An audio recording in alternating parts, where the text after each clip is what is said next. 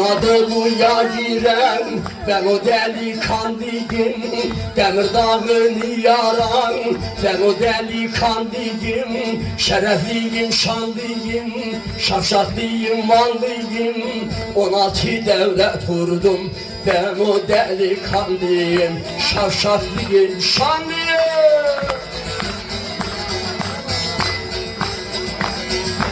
Aylar var olsun.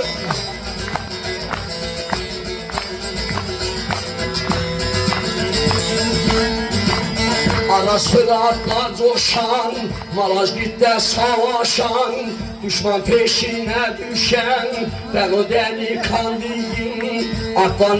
Artvinliyim, Vanlıyım, 16 devlet kurdum, Ardahanlı, Şanlıyım.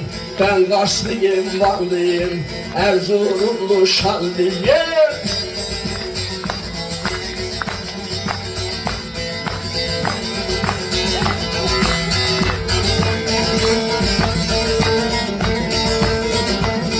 Kafkaslar'da Şamil'im, Akıska'da Cemil'im, Balkanlar'da Halil'im. Ben o delikanlıyım, Ankaralı, Şanlıyım, Edirneli, Vanlıyım. 16 devlet kurdum, Urfalıyım, Şanlıyım, Diyarbakır, Vanlıyım, Urfalıyım, Şanlıyım.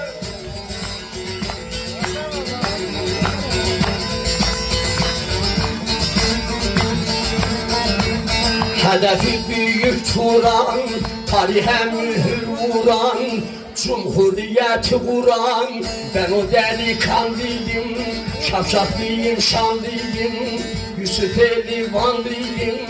16 devlet kurdum, Muğurluyum, Şanlıyım, Hopalıyım, Vanlıyım. Ardahan içindedir, Ardahan içindedir. Ardahan hoşum, Vanlıyım.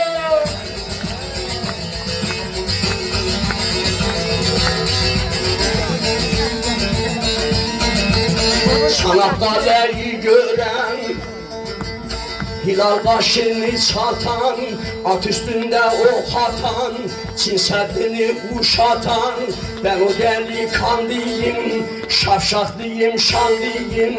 16 devlet kurdum ben o delikanlıyım, 16 devlet kurdum ben o delikanlıyım.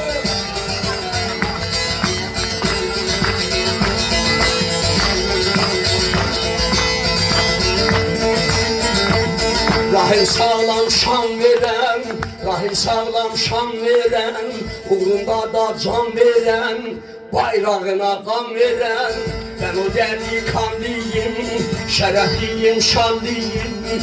16 devlet kurdum, Artvinliyim, şanlıyım. Ben o delikanlıyım, şerefliyim, şanlıyım.